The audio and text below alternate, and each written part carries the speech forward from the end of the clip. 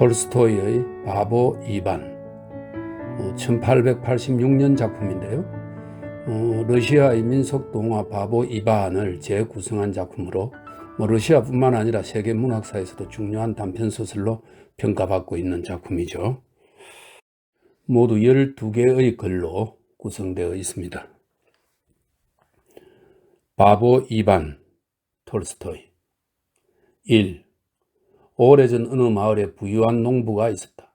이 부유한 농부에게는 세 아들, 무관인 세면, 배불뚝이 따라스, 바보 이반과 기머거리자 벙어리인 딸 말라니아가 있었다.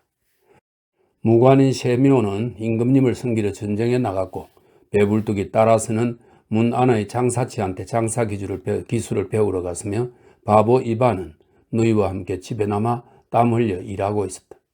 무관인 세명은 높은 벼슬과 사전을 얻고 어느 귀족의 딸한테 장가들었다. 그런데 녹이 많은 데다 전답도 많았는데도 매양 수지가 들어맞지 않았다.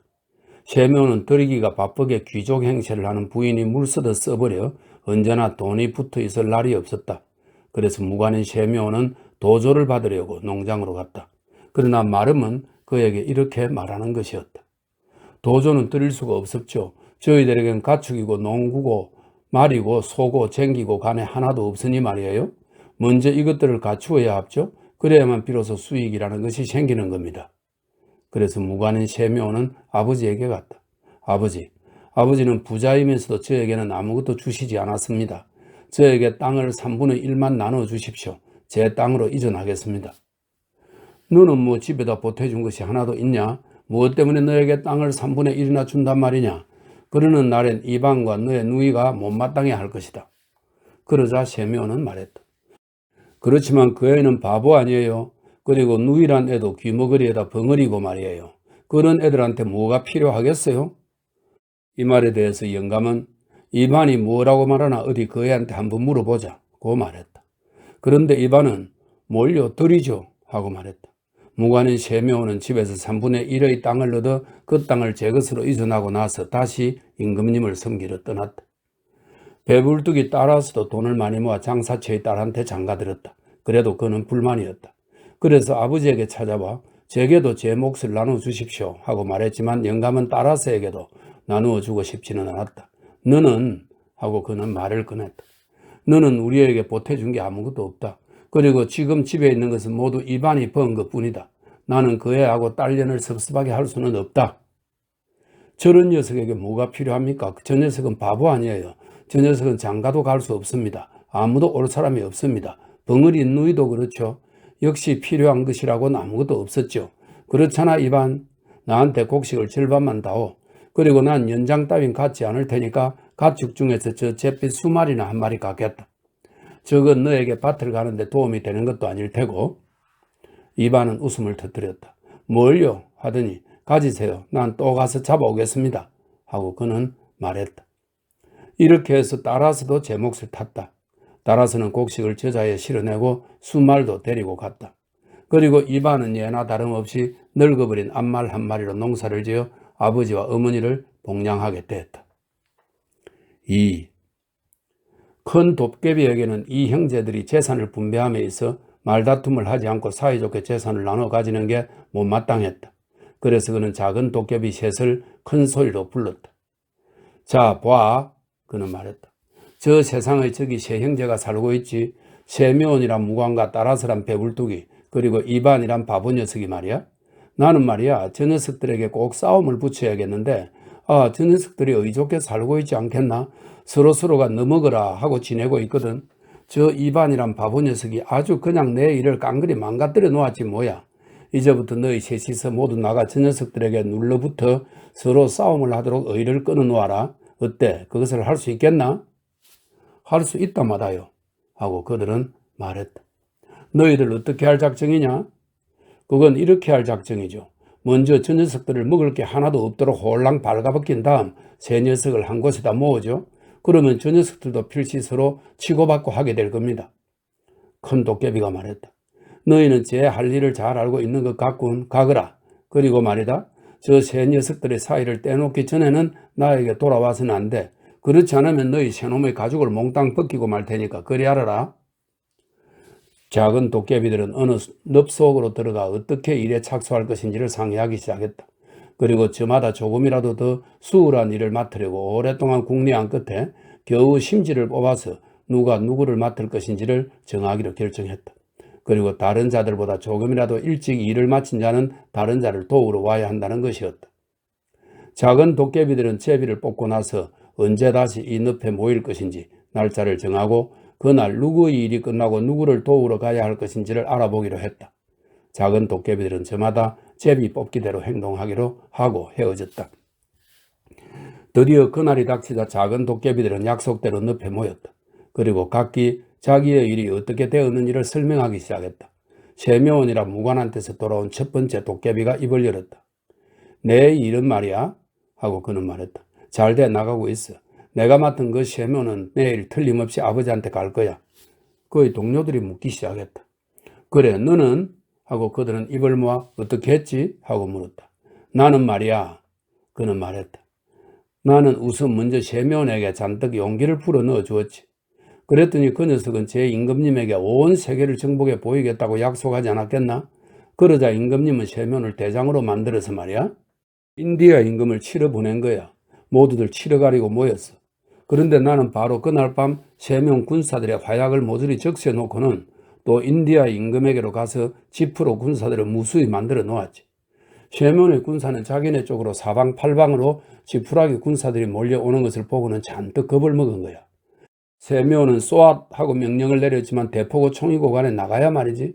세면의 군사들은 사색이 다 되어 주력량을 놓을 밖에 마치 양떼처럼 말이야. 그러자 인디아의 임금은 그들을 쳐 부수었지. 세면은 톡톡히 망신을 당하고 사전을 몽땅 몰수당한 데다 내일은 사형을 집행하려는 참이야. 나에게는 이제 꼭 하루 일감이 있을 따름이야. 말하자면 집으로 내빼도록 그 녀석을 옥에서 내놓는 일이 남아있을 뿐이란 말이야. 내일이면 완전히 끝장이 나니까 너희 둘 중에 누가 내 도움이 필요하지? 자, 말해봐. 따라스에게서 돌아온 다른 작은 도깨비도 제 일에 대해서 이렇게 얘기하기 시작했다. 나는 말이야 도움 따윈 필요 없어. 내 일도 잘 돼 나가고 있으니까. 따라스란 녀석도 이제 일주일 이상을 부지하지 못할 거야. 나는 말이야 우선 먼저 그 녀석 배를 잔뜩 불려 욕심꾸러기가 되게 했지.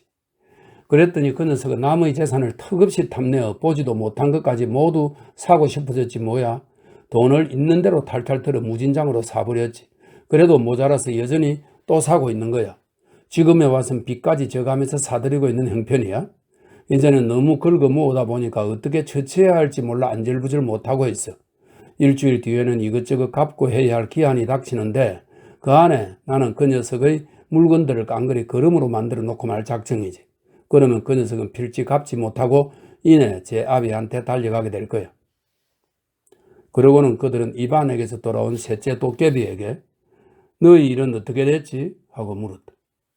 그런데 말이야 실은 내 일은 어쩐지 잘 돼 나가질 않아. 우선 먼저 배탈을 나게 할 양으로 말이야 그 녀석의 끄바스를 담는 병 속에다 침을 잔뜩 뱉어놓고는 그 녀석 밭으로 가서 땅바닥을 돌처럼 굳혀놓았지. 그 녀석이 꼼짝 못하게 말이야. 그러고는 이쯤 되면 녀석도 절대 갈진 못하리라 생각하고 있었는데 어딜? 그 바보 녀석은 말없이 쟁기를 가지고 와서는 갈아주치지 않겠나? 배가 아파 끙끙 앓으면서도 계속해서 갈아대는 거야. 그래서 나는 그 녀석의 쟁기를 부셔 놓았지.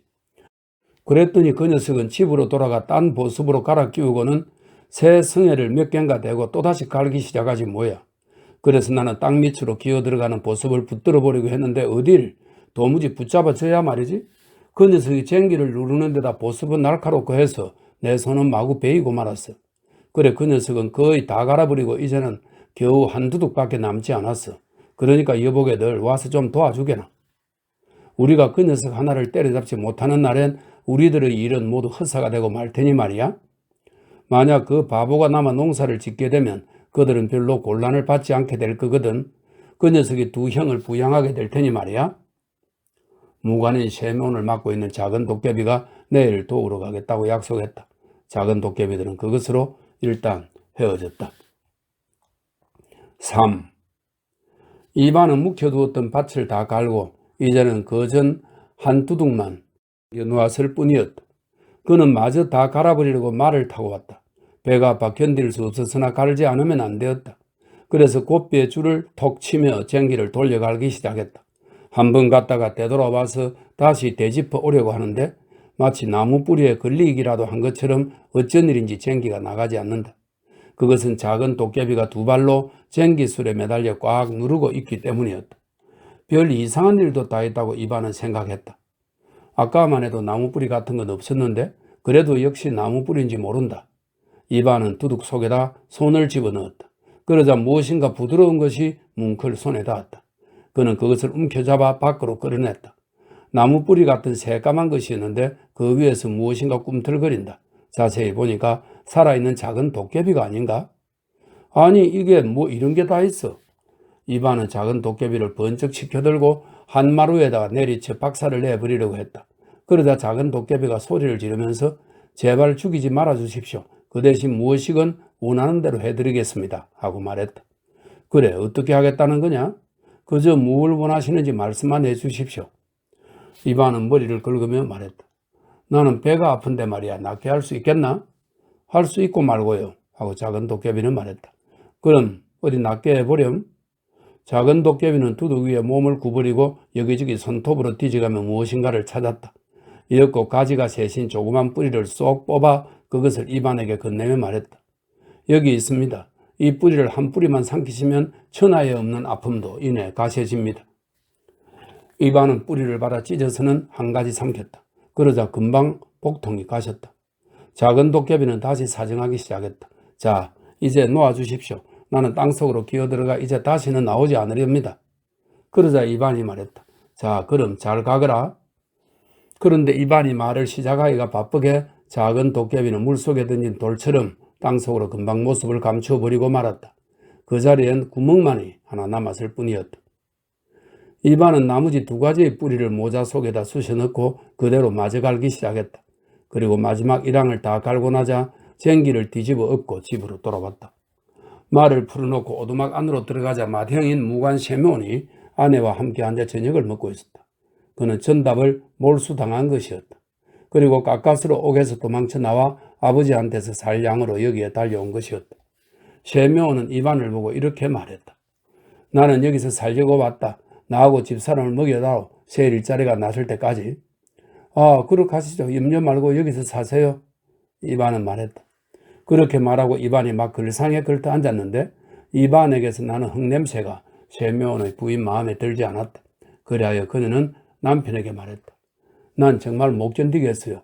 고약한 냄새가 나는 흙두숭이와 밥상을 함께 하는 게 말이에요. 그러자 무관인 셰몬은 말했다.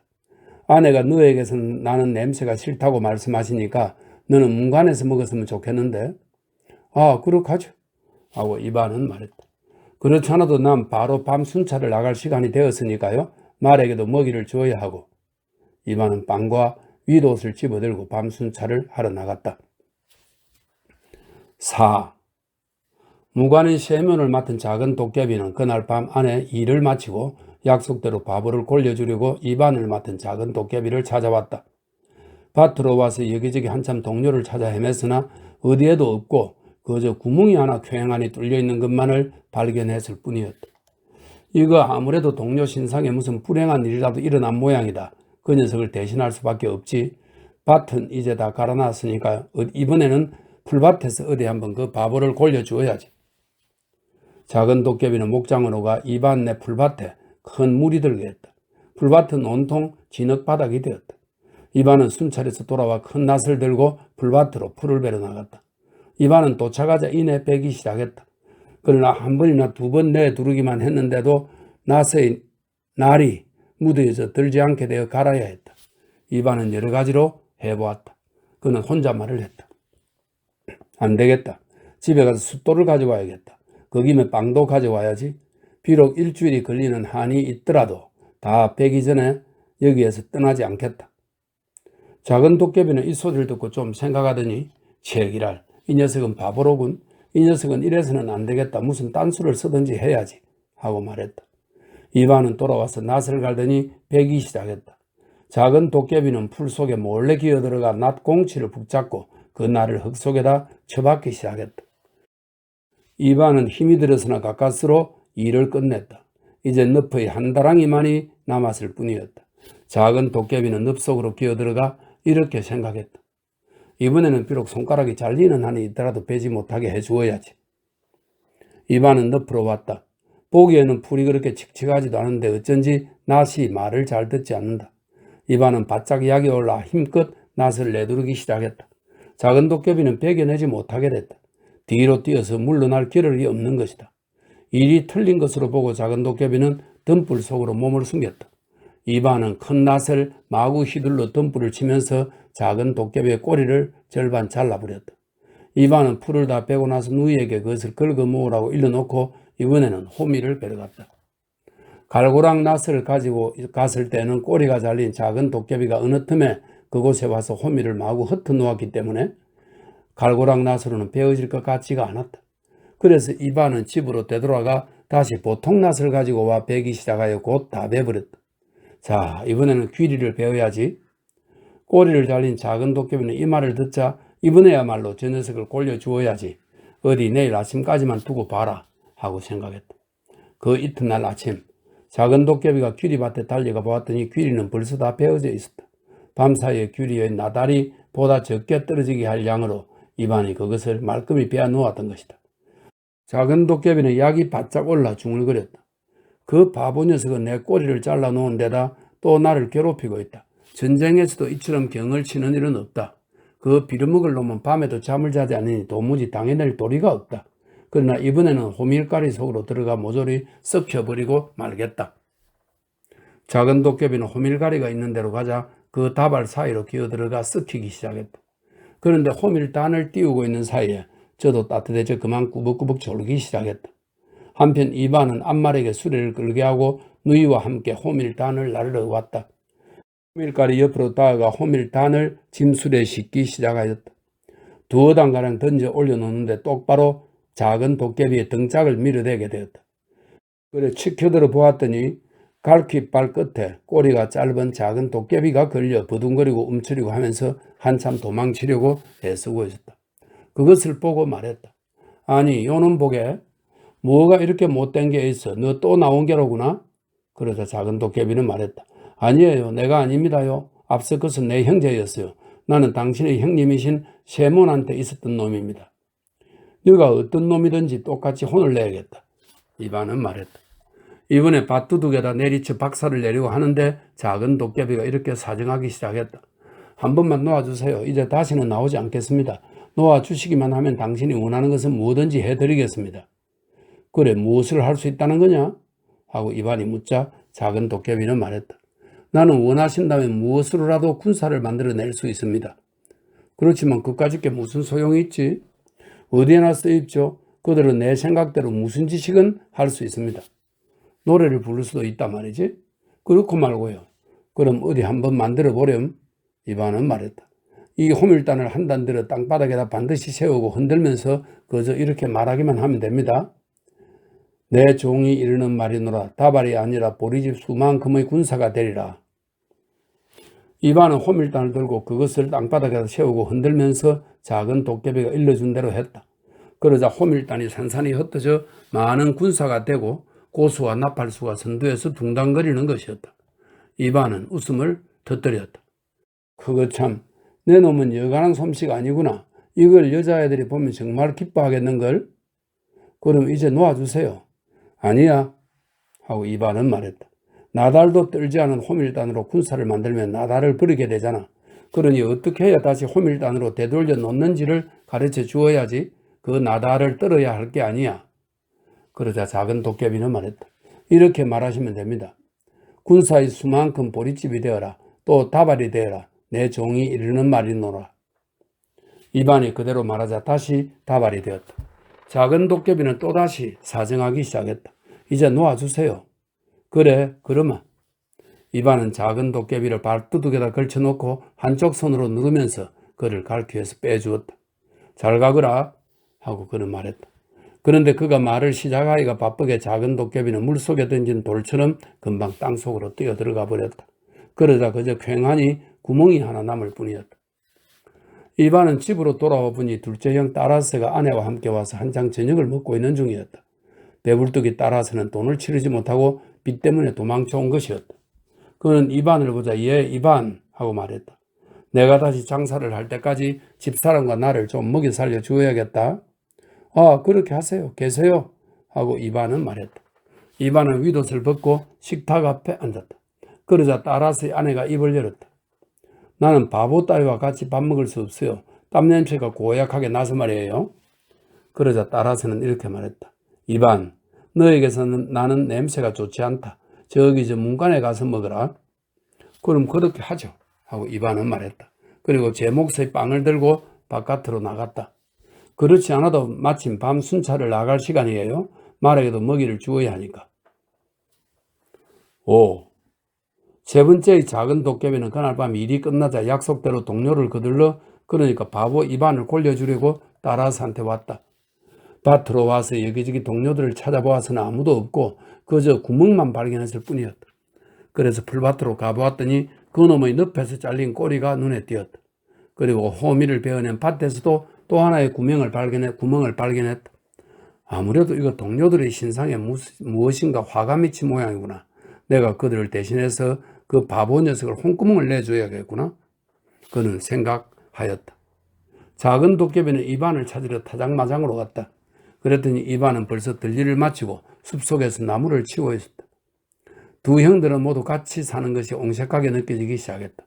그래서 자기네가 살 집을 지을 나무를 베어 새 집을 지어달라고 바보인 이반에게 이런 것이었다. 작은 도깨비는 숲으로 달려가자 나무가지로 기어 올라가 이반이 나무를 베어 눕힌 것을 방에 해방 놓기 시작했다. 이반은 쓰러뜨리기 좋게 나무 밑둥을 쳐놓고 방해를 받지 않을 대로 나무를 쓰러뜨리려고 했으나 나무는 이상하게 굽으면서 쓰러져서는 안 될 대로 쓰러져 거기 있는 나무가지에 걸려 버렸다.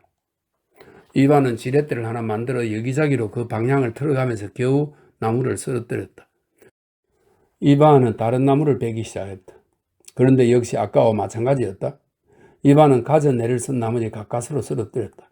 세 번째 나무에 달려들었다. 그것도 또한 마찬가지였다. 이반은 50그루를 베어 눕힐 것으로 생각했었는데 10그루도 채 베어 눕히기 전에 벌써 해가 뉘엿뉘엿 지고 있었다. 그러다가 이반은 지칠 대로 지쳐버렸다.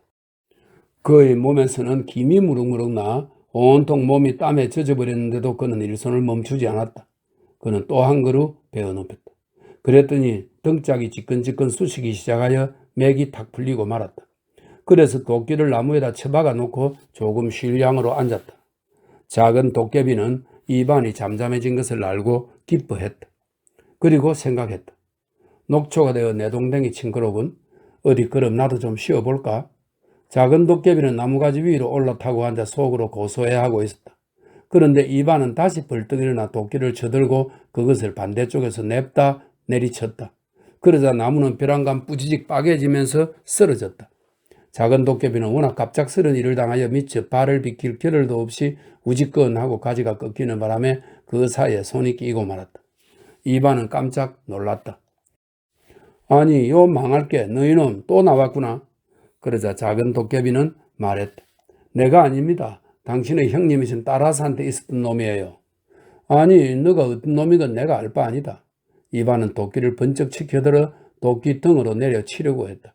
작은 도깨비는 정신없이 싹싹 빌어대며 말했다.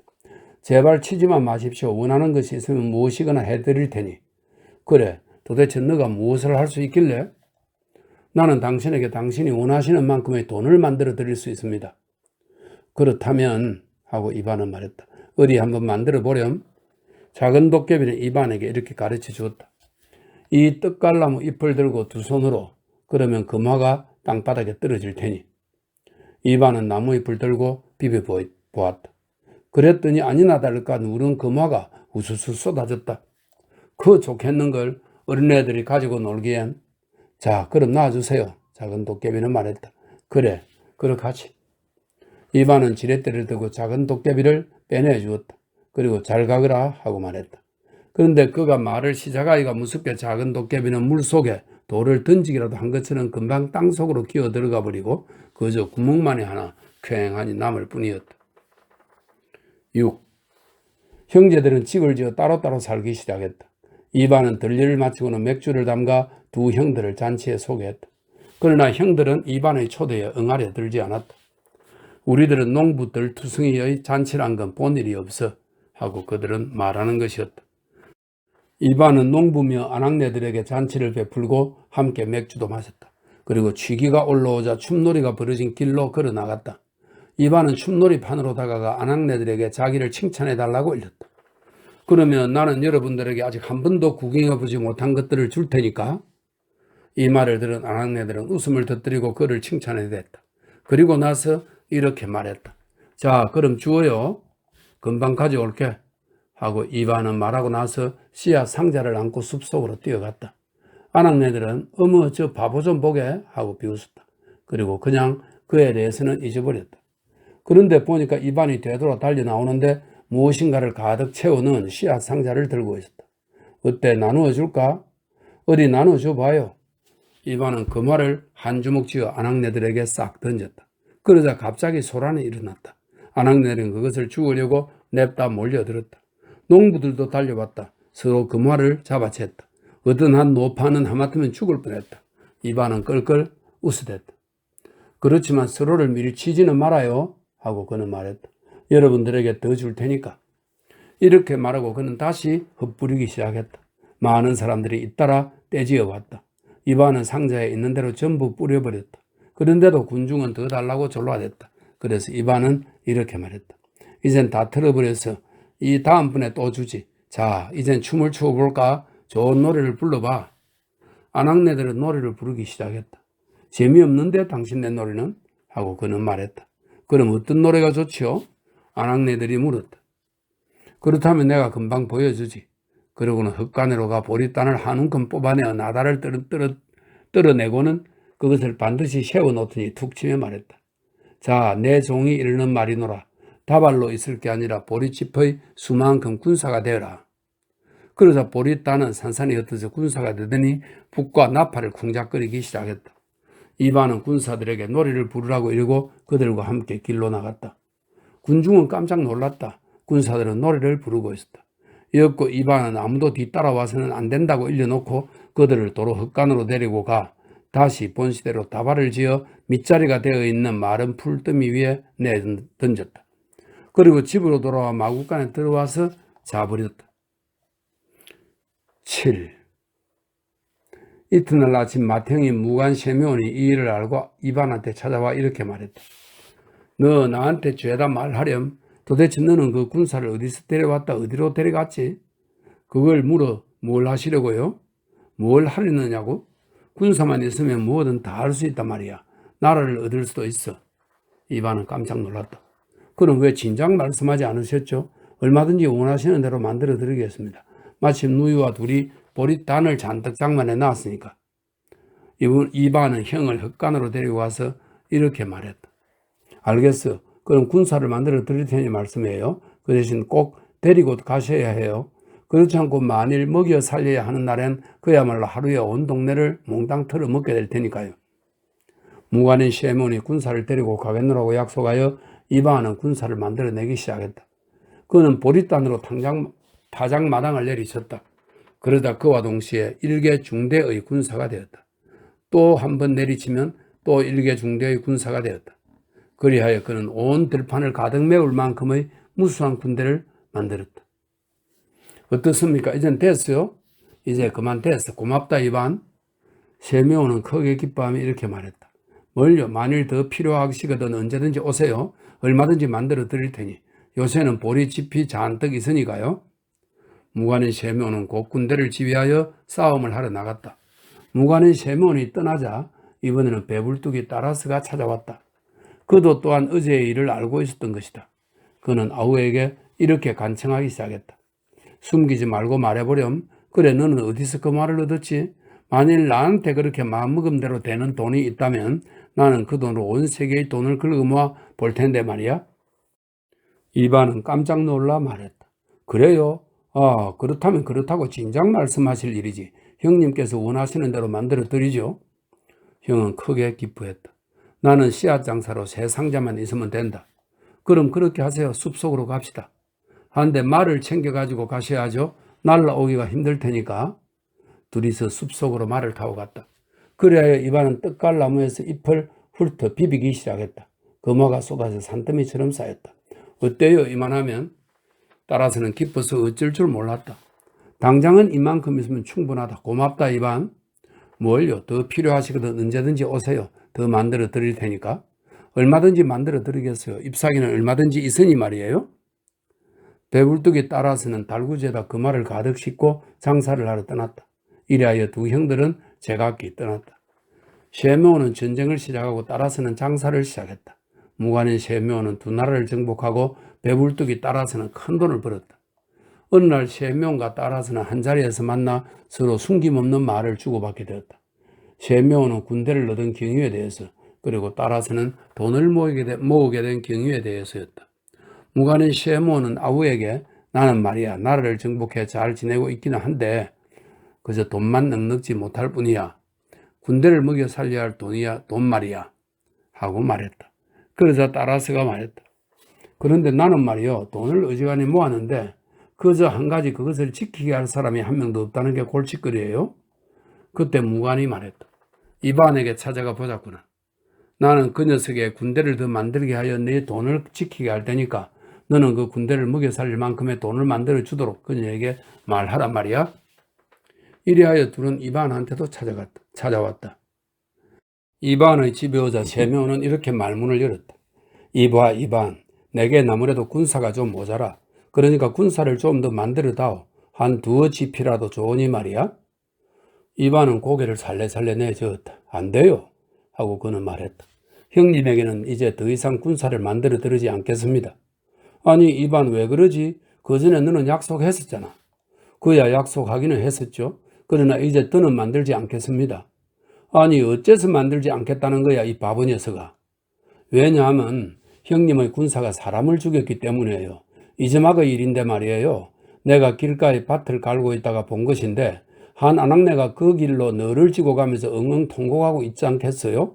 그래서 나는 물어봤죠. 누가 돌아가셨어요? 하고 그러자 그 아낙네가 이렇게 말하는 것이었습니다. 셰몬의 군사가 전쟁에서 내 남편을 죽였다고 하고 말이에요. 군대란 건 노래를 부르는 것만으로 알고 있었는데 사람을 죽였다잖아요. 그러니까 나는 이제 더는 군사를 만들지 않기로 했어요. 이렇게 우겨대고 이반은 이제 더는 군사를 만들어내려고 하지 않았다. 한편 배불뚝이 따라서도 이반에게 금화를 더 만들어 달라고 사정하기 시작했다. 이반은 고개를 살레살레 내저었다. 안 돼요. 이제 더는 금화를 만들지 않겠습니다. 한데 어째서 그러지? 너는 그렇게 하겠다고 약속했었잖아. 그야 약속은 했었죠. 하지만 이제 더는 만들지 않겠어요. 어째서 만들지 않겠다는 거냐 이 바보 녀석아. 어째서가 아니라 형님의 금화가 미하일 로브나에게서 암소를 빼앗아 갔기 때문이죠. 어째서 빼앗겼다든? 그 얘기를 자세히 할까요? 미하일 로브나한테 암소가 한 마리 있어서 어린애들이 우유를 마시고 있었대요. 그런데 이즈막에 그 어린애들이 나한테 찾아와서 우유를 달라고 졸라대는 거예요. 그래서 나는 그 어린애들한테 물어봤죠. 너희 집 암소는 어디 있지? 하고. 그랬더니 끌려가 버렸다는 거예요.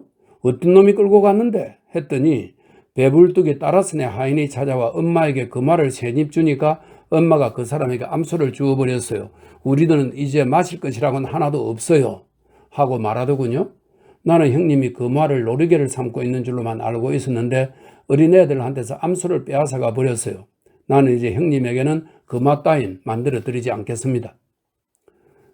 바보 이반은 고집을 세워 더 이상 만들어주지 않았다.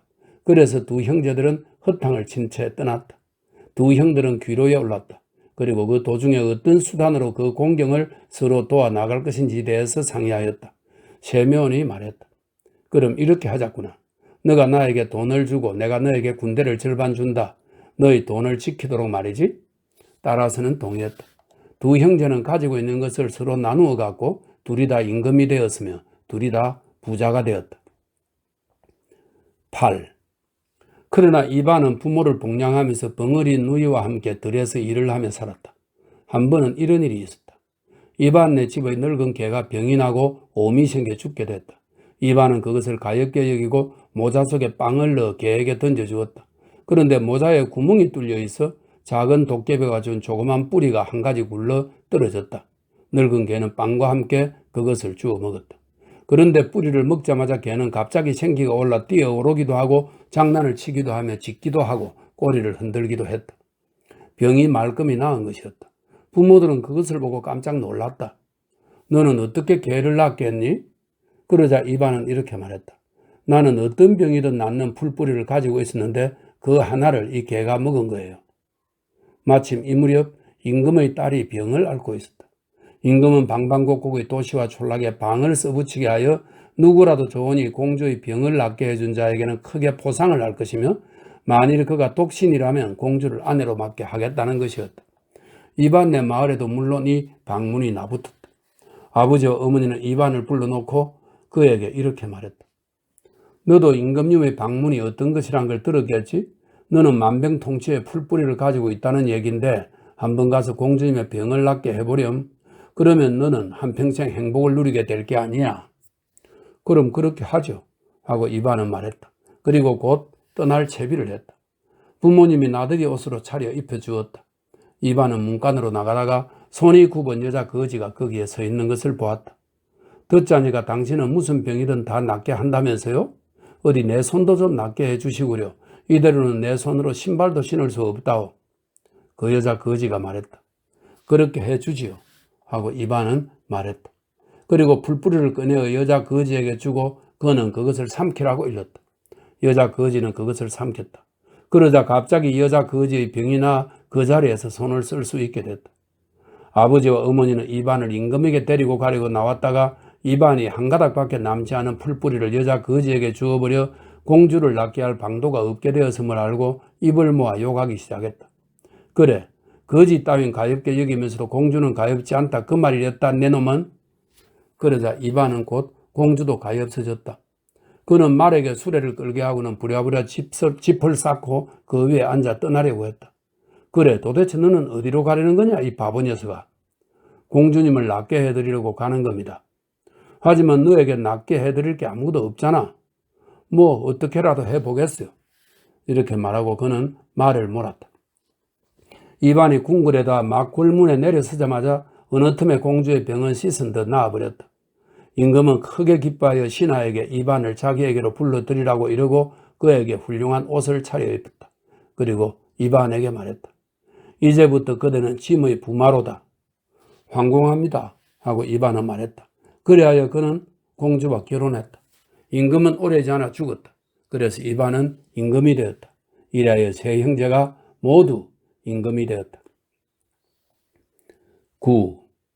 세 형제는 건재하여 저마다 나라를 다스리고 있었다. 마댕인 무관 셰묘는 참으로 잘 살고 있었다. 그는 지프로 만든 군사를 바탕삼아 진짜 군사를 모집했다. 그는 온 나라에다 여로마다 한 명씩 군사를 두되 그 군사는 키가 크고 살갗이며 얼굴이 깨끗해야 한다고 명령을 내렸다. 그는 이런 군사를 잔뜩 모집하여 모두 훈련시켜 놓았다. 그리고 그에게 거스리는 자가 있으면 이내 군사를 풀어 그의 뜻대로 해버리는 것이었다. 그리하여 모든 사람이 그를 두려워하게 되었다. 그의 생활은 훌륭한 것이었다. 그의 머리에 떠오른 것, 그의 눈에 띄는 것은 그 당장 모두 그의 것이 되었다. 군대만 풀어놓으면 그 군대가 그가 필요로 하는 것은 무엇이건 빼앗아 날라오기도 하고 데려오기도 하는 것이었다. 배불뚝이 따라서의 생활도 호화로웠다. 그는 이반에게서 얻은 돈을 낭비하지 않고 그것을 미천 삼아 그에게 돈을 모았다. 그는 제 나라에서 그럴싸한 제도를 피워놓았다. 그는 제도는 제 돈깨 속에 딱 집어넣어두고 백성에게서 돈을 우려냈다. 그는 인두세, 통행세, 금화세, 집신세, 간발세, 옥건세로 돈을 짜냈다. 그리하여 그에게는 입으로 말할 수 있는 것은 없는 것이 없었다.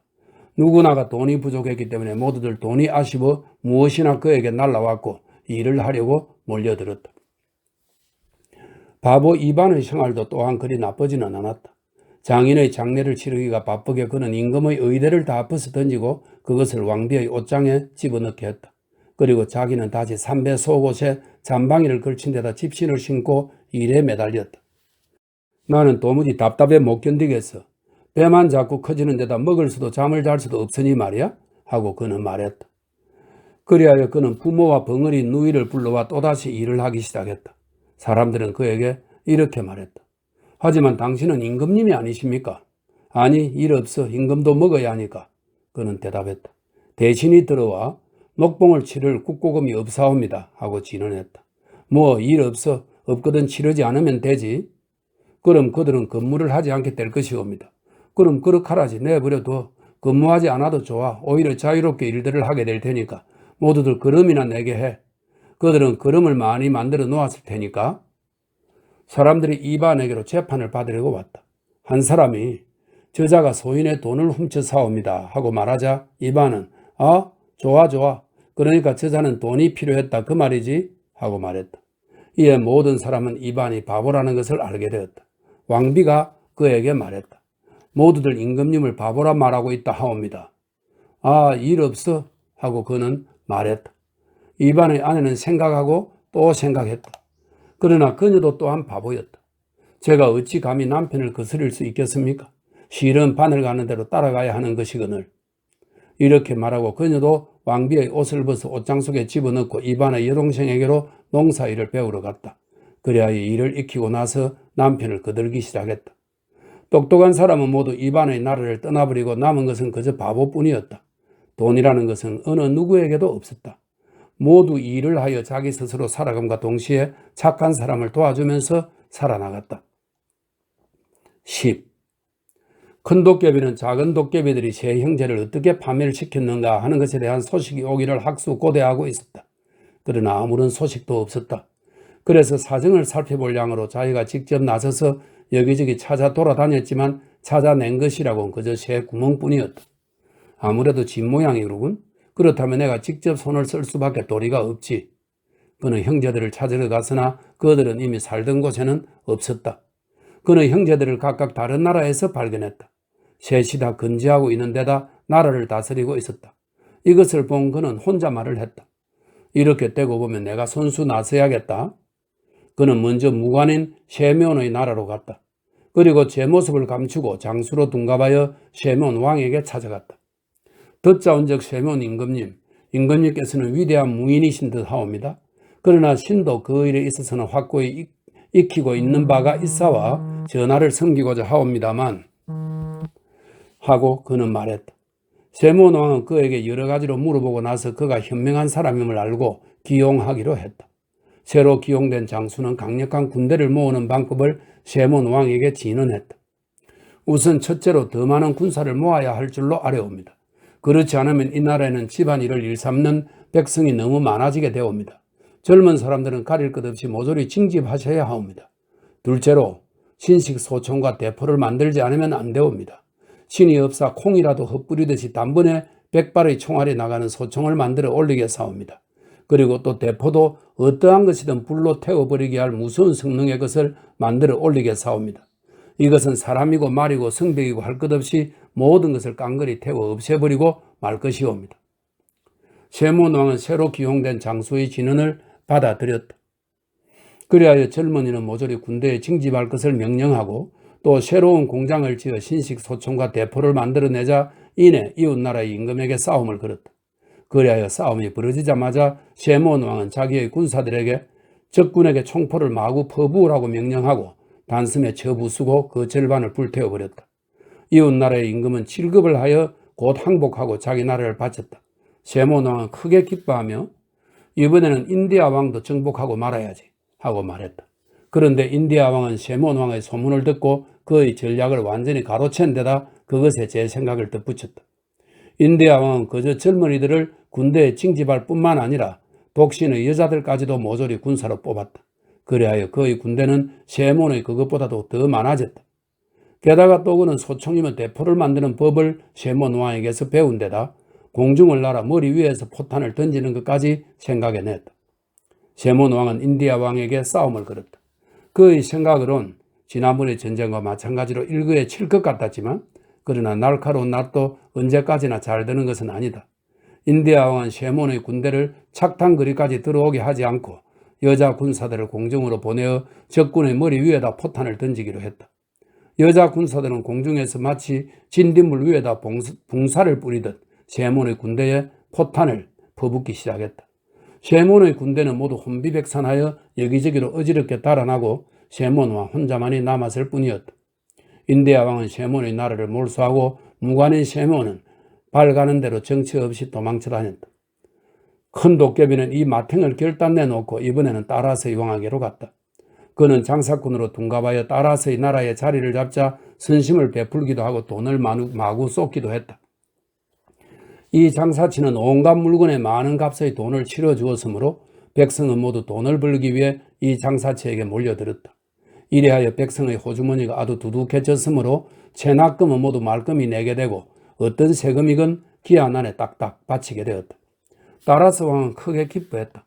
그 장사치는 참으로 고맙구나 하고 그는 생각했다. 그에게는 자꾸자꾸 더 많은 돈이 생겼고 살기가 더욱더 나아져 갔다.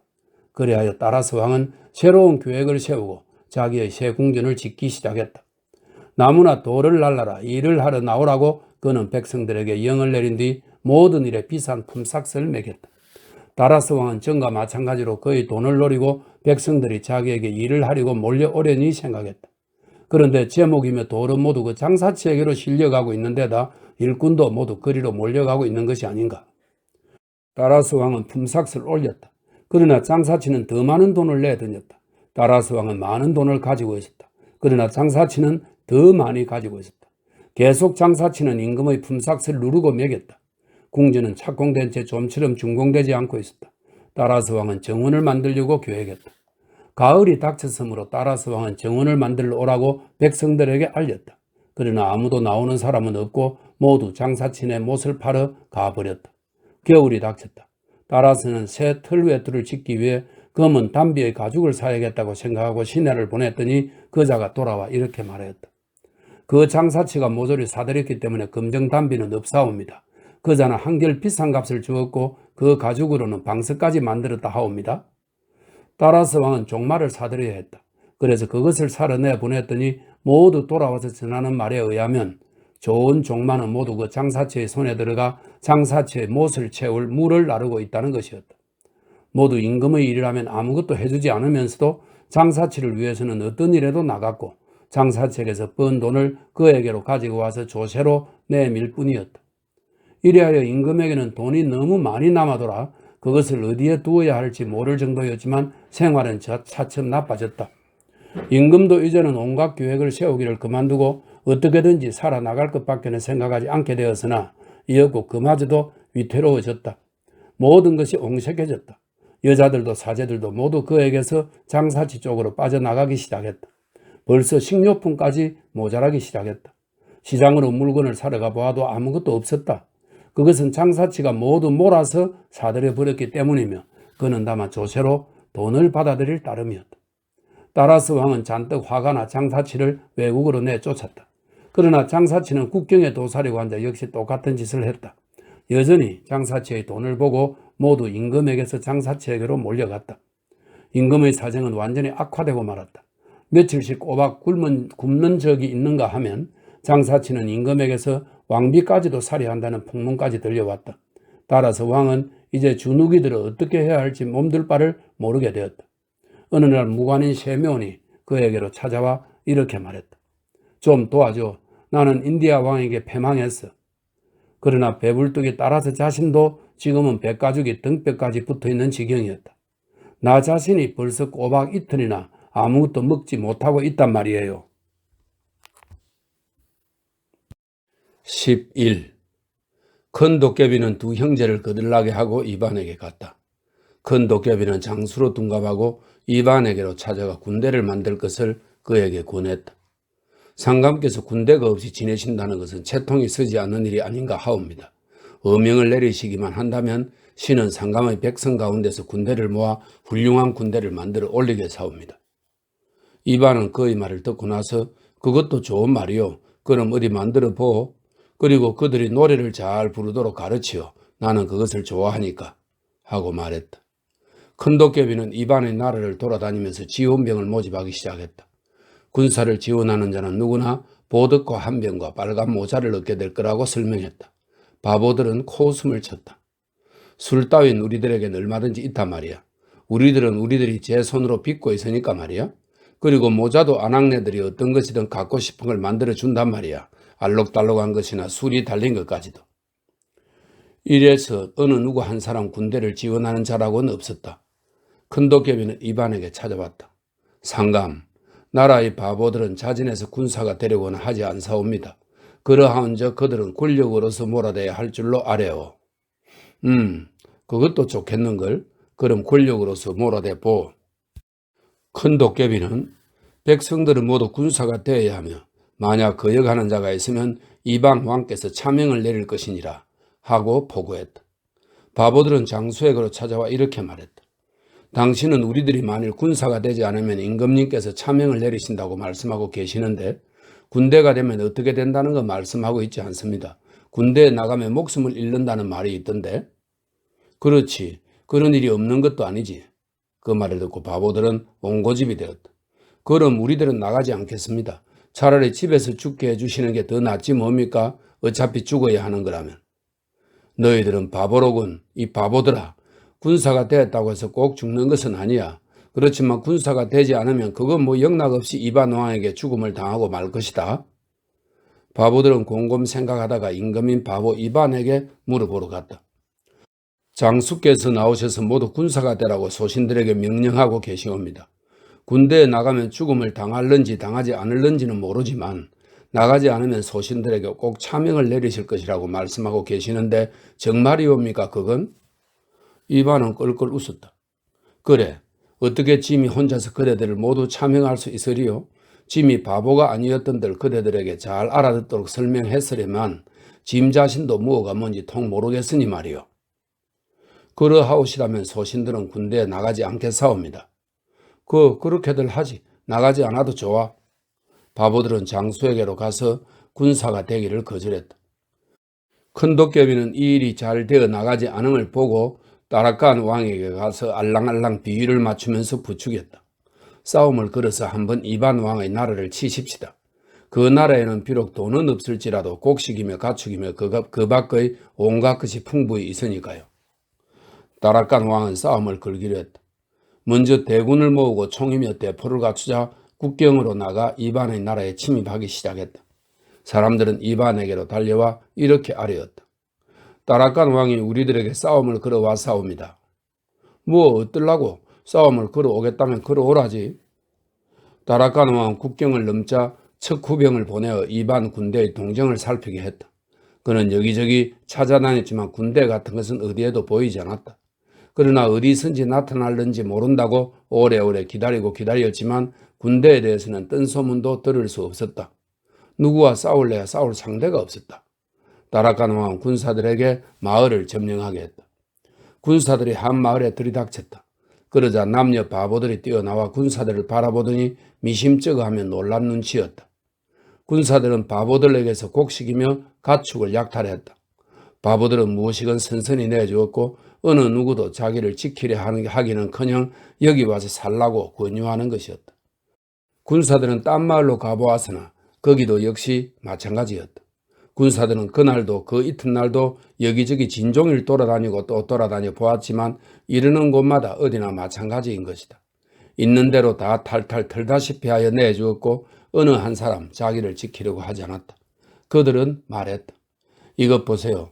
당신네 나라에서 살기가 어려우시거든 모두 우리나라에 와서 사세요. 군사들은 사방팔방으로 헤매고 돌아다니면서 알아보았으나 아무데도 군대 같은 건 없었고 백성은 모두 일을 하면서 자기 스스로 살아가는 한편 서로 도와주고 있었는데 제 한 몸만을 지키려고 버둥대기는커녕 오히려 여기 와서 살라고 권유할 따름이었다. 군사들은 지루해졌다. 그리하여 따라간 왕에게 돌아갔다. 소신들은 전쟁을 할 수가 없사옵니다. 소신들을 다른 나라로 보내주시옵소서. 전쟁이 있으면 좀 좋겠지만 이건 무엇이옵니까?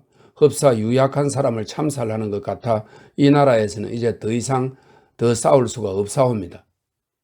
따라간 왕은 화가 머리 끝까지 치밀었다. 그리하여 온 나라를 돌아다녀 마을을 어지러 놓고 집과 곡식을 불살하며 가축을 죽여버리라고 군사들에게 명령했다. 만일 어명에 따르지 않는 자가 있으면 누구나 모두 가차없이 처벌하리라. 군사들은 깜짝 놀라 임금의 명령대로 실행하기 시작했다. 그들은 집이며 곡식을 불태우고 가축을 죽이기 시작했다. 그런데도 바보들은 모두 자기를 지키려고 하지 않고 그저 울 뿐이었다. 어쩌자고 너희들은 우리를 괴롭히는 거냐? 너희들은 어째서 우리 재산을 결단내 놓는 거냐? 필요하거든 차라리 가져가는 게 더 나을 것 아니냐? 군사들은 어쩐지 침울해졌다. 그래서 그 이상 돌아다니기를 그만두었다. 이었고 군대는 뿔뿔이 흩어지고 말았다. 마지막 글입니다. 12. 이리하여 큰 도깨비는 떠나버렸다. 군대의 힘으로는 이반을 골리지 못했던 것이다. 큰 도깨비는 다시 말쑥한 신사로 둔갑하여 이반의 나라로 살러 왔다. 배불뚝이 따라서도 마찬가지로 그도 돈으로 꼴려주고 싶었던 것이다. 나는 훌륭한 지식을 전달함으로써 당신네들에게 착한 일을 해보고자 합니다. 나는 먼저 당신네 나라에서 집을 짓고 그리고 장사를 시작하겠습니다. 그 좋은 일이요. 그러시다면 여기서 사시죠. 한벼슬아치가 신사에게 숙사를 빌려주었다. 이었고 이 신사는 잠자리에 들었다. 하룻밤을 지내고 난 이튿날 아침 그는 금화가 들어있는 커다란 자루와 종이 조각을 가지고 공청 마당으로 나가 이렇게 말했다. 당신네는 모두 마치 돼지처럼 지내고 있습니다. 그래서 나는 당신네들에게 어떻게 살아야 하는지를 가르쳐 주고자 합니다. 먼저 이 도면처럼 집을 지어 주시오. 당신들은 일을 하고 지시는 내가 하겠습니다. 그리고 이 답례로 이 금화를 드리겠습니다. 그는 그들에게 금화를 보였다. 바보들은 깜짝 놀랐다. 그것은 그들의 관습에는 돈이란 것이 없고 그 대신 서로 물건과 물건을 바꾸기도 하고 품앗이를 하기도 하였기 때문이었다. 그들은 금화에 놀랐다. 그 놀이객감으로 썩 좋은데? 하고 그들은 말했다. 큰 도깨비는 따라서의 나라에서 했듯이 샌달한 금화를 마구 뿌려대기 시작했다. 그러자 사람들은 금화와 물건을 바꾸기도 하고 온갖 일을 하여 금화를 품삯으로 얻으려고 그에게 드나들기 시작했다. 큰 도깨비는 속으로 고소해하면서 이렇게 생각했다. 이쯤 되고 보면 일이 순조로이 돼 나가는 것이었다. 이번에야말로 그 바보 녀석을 다시는 일어나지 못하게 해주어야지. 그런데 바보들은 금화를 손에 넣자마자 목걸이용으로 아낙네들에게 나눠주기도 하고 처자들의 댕기에 달아주기도 했다. 이제는 어린애들까지 한 길에서 금화를 놀이객감으로 가지고 놀게 됐다.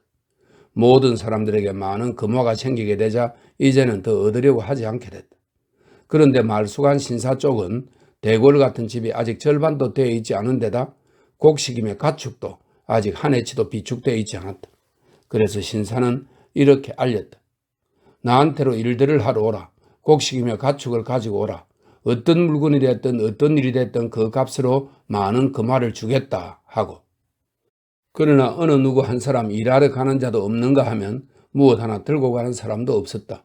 이따금 사내에 애며 계집애가 뛰어가서 달걀과 금화를 바꾸거나 혹은 금화를 받고 물건을 날라다 주는 정도가 고작일 뿐 찾아오는 사람이라곤 아무도 없었다. 그래서 말쑥한 신사에게서 차츰 먹을 것이 모자라게 되었다.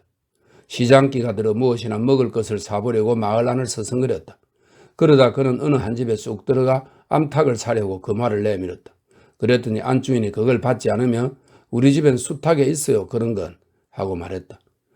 이번에는 어느 날 품팔이 군 집에 들러 비옷을 살 양으로 금화를 내밀자 우리 집엔 그런 거 필요 없어요. 어린애들이 없어서 아무도 가지고 놀 사람이 없었죠. 게다가 하도 귀물이어서 나도 새잎 가져다 놨었죠. 하고 말했다. 큰 도깨비는 다음에 빵을 사려고 어느 농사꾼 집에 들렀다. 그러나 이 농사꾼도 돈을 받지 않으며 우리 집에선 필요 없어요. 적선을 하는 거라면 그건 또 몰라도 그럼 좀 기다리시구려. 금방 안 사람 보고 빵을 썰어 올리라고 이럴 테니까 하고 말했다.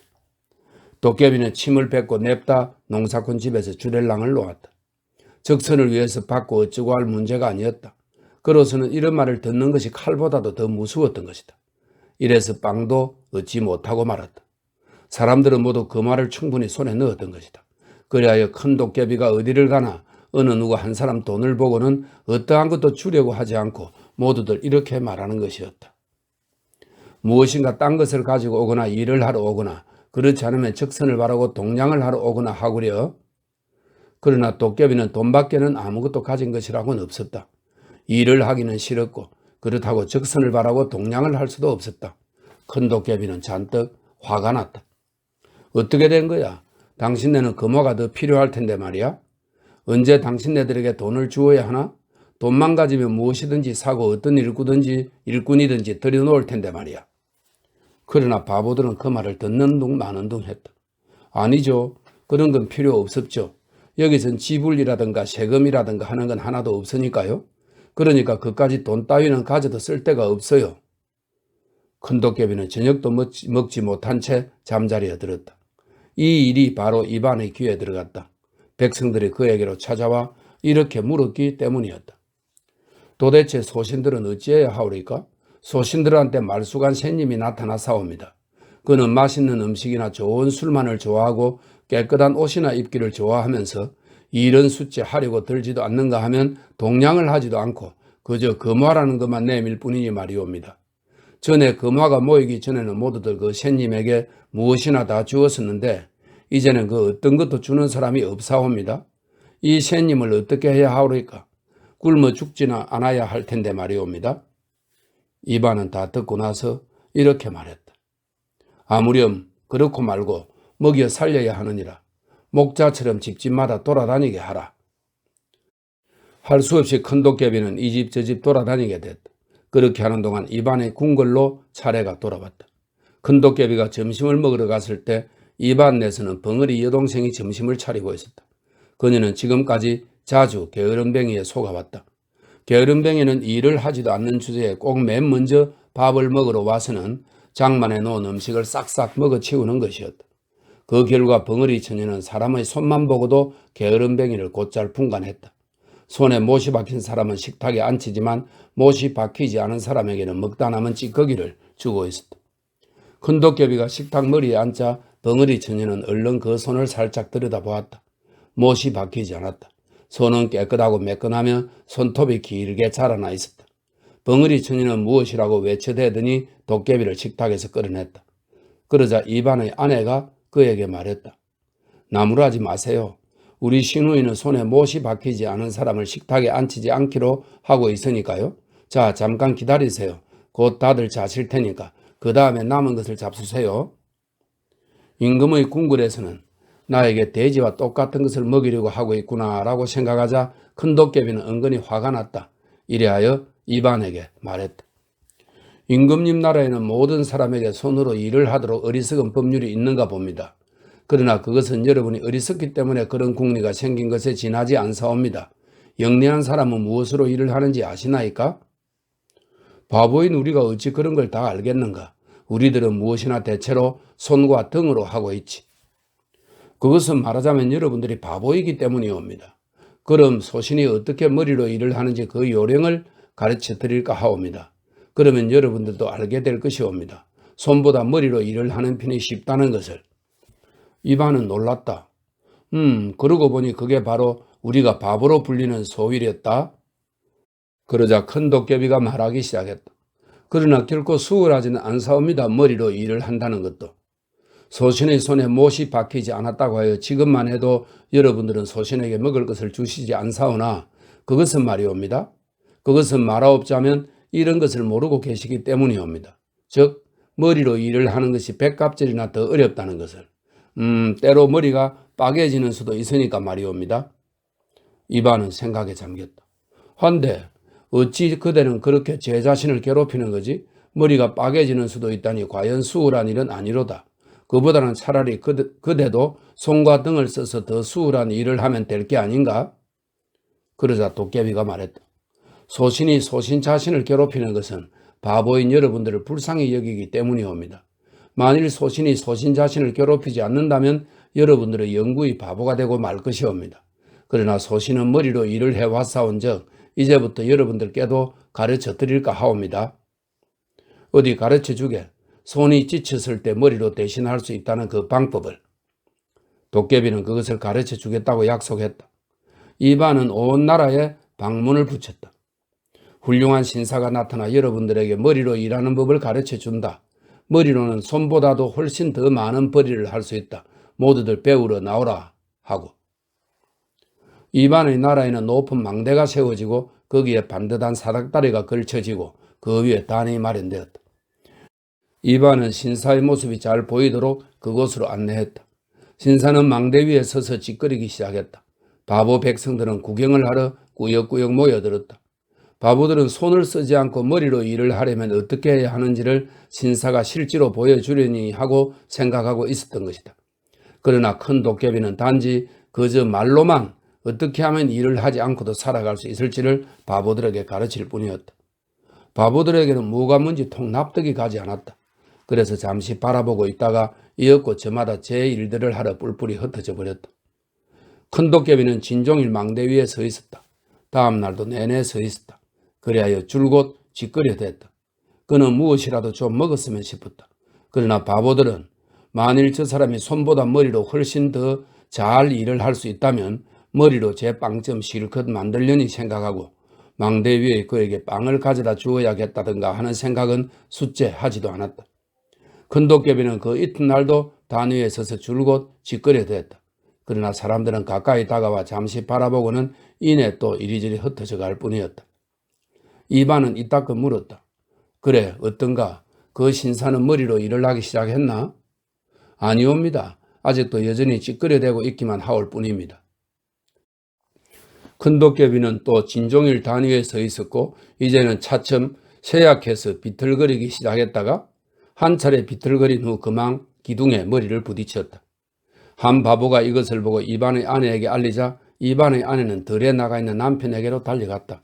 자, 가시죠. 구경을 하시러. 신사가 드디어 머리로 일을 하기 시작한 모양입니다. 그게 정말이요? 이렇게 말하고 이반은 말을 돌려 망대로 갔다. 망대에 닿아오자 도깨비는 굶주리다 못해 이제는 완전히 쇠약할 대로 쇠약해져 비틀거리면서 머리를 기둥에 박는 것이었다. 그러다가 이반이 도착한 그 순간 도깨비는 푹 거꾸러지더니 우당탕 요란스런 소리를 내면서 떨어져 내렸다. 한층 한층 발판을 세기라도 하듯이. 이반은 머리를 끄덕이며 말했다. 아하, 머리가 빠개지는 수도 있다고 언젠가 훌륭한 신사가 말하더니 아닌 게 아니라 정말인걸. 이건 정말 못이 문제가 아니다. 저렇게 일을 하다가는 머리가 부지를 못할 게 아닌가? 큰 도깨비는 사닥다리 밑으로 굴러떨어지자 땅속에 대가리를 쳐박고 말았다. 신사가 얼마나 많은 일을 했는지를 볼 양으로 이반이 가까이 다가가려고 하는데 벼랑간 땅바닥이 쫙 갈라지더니 큰 도깨비는 땅 사이로 떨어져 들어가고 나중에는 그저 구멍이 하나 남을 뿐이었다. 이반은 머리를 걸쩍걸쩍 긁었다. 아, 이런 빌어먹을 게 다 있나? 아니, 또 그놈이었단 말인가? 그놈들의 애비가 틀림없으렸다. 별별 지독한 놈도 다 있구나. 이반은 오늘날까지 살아있고 온갖 인종이 그의 나라로 몰려오고 있다. 두 형들도 그에게 찾아와 그가 그들을 먹여 살리고 있다. 누군가가 찾아와서 우리들을 좀 먹여 살려주시구려 하고 말하면 그렇하지, 와서 살게나. 여기엔 없는 것 없이 얼마든지 있으니까 하고 말한다. 그러나 이 나라에는 꼭 하나의 습관이 있다. 손에 못이 박힌 자는 식탁에 앉게 되지만 못이 박히지 않은 자는 먹다 남은 찌꺼기를 먹어야 한다는 것이다.